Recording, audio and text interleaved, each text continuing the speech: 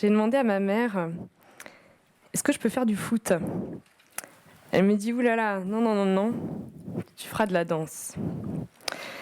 J'ai fait 10 ans de danse et croyez-moi, je danse toujours comme un pied. Aujourd'hui, j'ai 24 ans et je fais du foot depuis 3 ans. Et j'ai mis beaucoup plus de buts en 3 ans de foot que j'ai reçu d'applaudissements en 10 ans de danse. Dans la vie, quand on veut faire les choses bien, il faut faire les choses qu'on a envie de faire. Sinon, eh bien, on fait les choses mal. Moi, je suis devenue entrepreneur. Donc vous avez devant vous quelqu'un qui cumule quelques problèmes. Je suis jeune, je suis une femme et je suis entrepreneur. Bon, vous vous doutez bien que j'ai dû surmonter quelques barrières pour en arriver là. Alors la première barrière que j'ai dû surmonter, c'est une barrière sociale. Je viens d'un petit pays d'irréductible, un peu à l'ouest de la France. Vous voyez où ça se trouve ? C'est la Bretagne. Et je viens surtout d'un milieu où il n'est pas naturel de faire une grande école. Alors je vous arrête, je ne suis pas non plus dans la case survivante de la misère sociale bretonne, mais seulement voilà, après avoir eu mon baccalauréat, eh bien, je me suis inscrite en fac de chimie parce qu'on m'avait dit que ça m'irait bien. Je me suis aussi inscrite en prépa parce que j'étais curieuse de plein de choses. Il faut croire que j'ai bien fait de m'inscrire en prépa parce que j'ai eu HEC. Et donc en passant de l'Armor-Plage à Jouy-en-Josas, eh bien là j'ai dû passer aussi une autre barrière. Et là, c'est une barrière plutôt de la confiance en soi. Donc, d'abord, premier choc, j'arrive à HEC, je découvre la mode. Alors pour moi, les marinières, c'est vraiment pas très sympa. Et les mocassins, c'est pour les papis, non ? Et non, c'est comme ça qu'on compte sa vie à HEC. Voilà, donc premier choc. Deuxième choc, en fait, je suis vraiment seule. Je suis seule de ma prépa, seule de Bretagne. Et donc, je suis un peu perdue. Alors voilà, je joue sur mon seul atout, la bretonitude.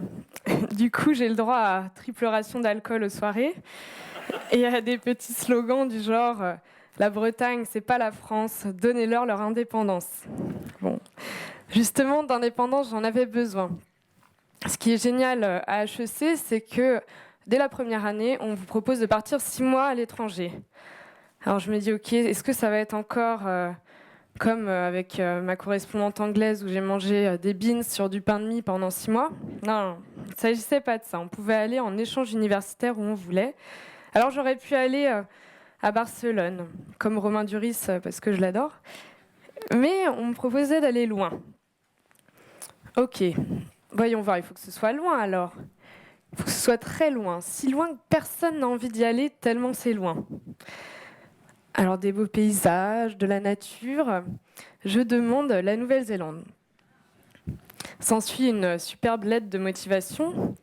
Ce choix de très longue date, motivé par l'attrait économique que me confère ce territoire en pleine mutation, ça s'est concrétisé très récemment avec la signature du traité de libre-échange avec la Chine en avril 2008. Bon, ok, vous avez compris, c'est un petit peu du pipeau tout ça. Mais il faut croire que le pipeau, ça les a convaincus parce que je pars pendant 6 mois en Nouvelle-Zélande en 2009. Donc j'ai 19 ans. Et arriver là-bas, la Nouvelle-Zélande, c'est l'aventure même. J'y découvre des jeunes qui entreprennent, plein d'idées de business. Je voyage, je rencontre des kiwis, de l'anglais, je fais du rugby, du foot, bref, plein de choses. Et j'avais trouvé un super moyen pour découvrir ce pays. C'était de louer des vannes, des petits vannes un peu comme des hippies. Et donc, du coup, je pouvais voyager gratuitement avec ces vannes qui étaient à rapatrier d'un bout à l'autre de la Nouvelle-Zélande. Donc j'ai pu vraiment découvrir plein de choses, c'était génial. Et puis voilà, toutes les belles aventures ont une fin, donc je rentre à Paris, j'ai 20 ans, je travaille en stage dans les énergies renouvelables, et puis là, je suis un petit peu perdue, je crois que j'ai un peu trop d'énergie d'ailleurs, parce que j'use mes collègues de travail. Bon, je me demande qu'est-ce que je vais bien pouvoir faire de ma vie. Et là, c'est pas une barrière, mais c'est plus une épreuve qui se confronte à moi. En fait, on m'apprend à ce moment-là que j'ai un cancer. Bon, alors là aussi, je vous arrête, je suis pas non plus dans la case survivante du cancer. Seulement, ça m'a appris 2-3 petites choses. La première chose, c'est que je suis mortelle. En fait, ça n'a rien de nouveau, mais de le savoir à 20 ans, ça fait quand même un petit peu mal. La deuxième, c'est que rien ne me fait peur dans la vie, ni même personne, sauf peut-être la mort. Et la troisième, c'est qu'il y a urgence, que je ne vais pas attendre des années pour faire ce que j'aime, parce que pour moi, la vie, elle sera peut-être un peu plus courte que pour les autres. Alors voilà, j'ai 22 ans, et là, je me dis que mon urgence à moi, c'est de devenir entrepreneur. Ces gens-là, ils me font rêver. Ils ont plein d'énergie, plein d'idées. Ils ont l'air tellement épanouis. Bref, j'ai envie d'être comme eux. Alors, voilà, je me dis, je ne vais pas attendre quand même la vieillesse, 30, 35 ans, pour pouvoir entreprendre. Je vous en prie. Du coup, je m'inscris à HEC Entrepreneur et je reprends cette vieille idée de location de véhicules gratuits, de véhicules à rapatrier. Et donc depuis, j'ai décidé de vivre l'aventure en bas de chez moi. Donc j'ai créé en décembre 2012, donc il y a un an, luckylock.com. C'est un site internet de location de véhicules à 1 euro. Et ce sont des véhicules qui sont à rapatrier par les loueurs de voitures français. Donc on travaille avec des loueurs comme Avis et Europcar. On a plus de 20 000 inscrits aujourd'hui en France et j'ai la chance aussi d'avoir un super associé dans cette aventure, Idriss. J'espère bientôt qu'on pourra aussi s'étendre à l'Europe. Alors je voulais vous dire que par la même occasion de la création de luckylock.com, j'ai découvert quelque chose de génial. C'est le monde de l'entrepreneuriat en France.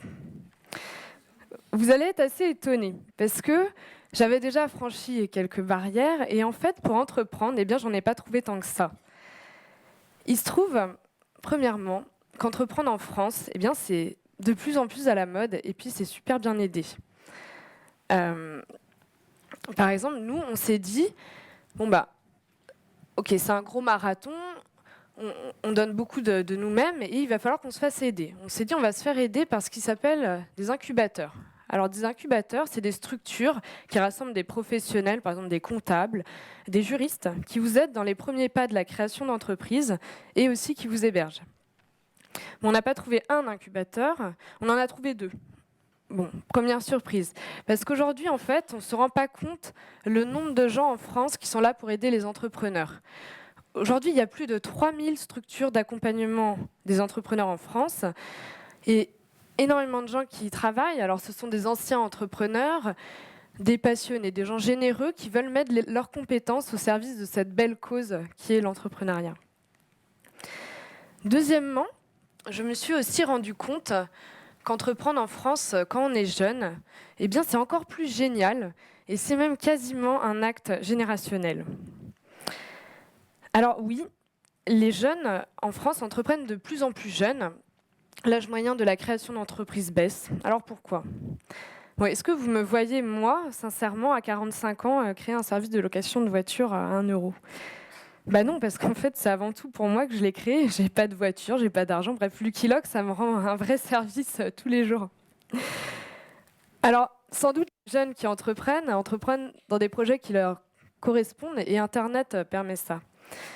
Mais je pense quand même que ça va plus loin. Si les jeunes entreprennent plus jeunes, c'est aussi que c'est lié aux aspirations de cette génération qu'on appelle la génération Y. Alors, effectivement, on a envie de tenir son destin entre ses mains, on a envie d'agir pour une économie plus raisonnée, et vraiment, l'entrepreneuriat permet ça.